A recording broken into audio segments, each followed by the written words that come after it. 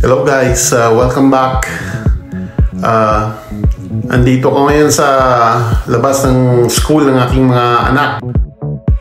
Ito yung typical day ko dito, hatid sundo sa mga anak at habang naghahantay sa dismissal nila kasi early dismissal ngayon, Wednesday. Ito, park muna ako dito at naghahantay na lumabas si Bunso.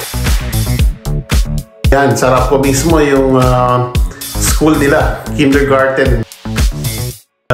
Yung school building na yan with 3 sections. Ang school nito ay K-5 elementary school lang. At may population siya na about 479 students. At merong student to teacher ratio na 25:1. Antay-antay lang, in a few minutes pa-dismiss na sila.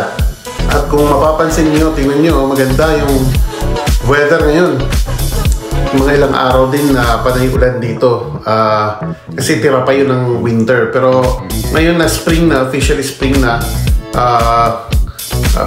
minsan-minsan na lang yung pag-ulan.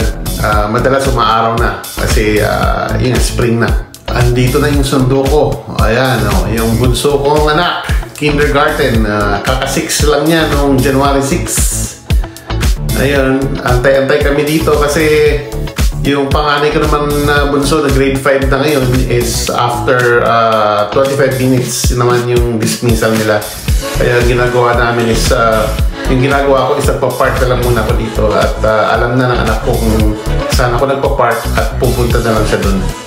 Salamat sa panonood ulit at see you sa susunod kong mga post.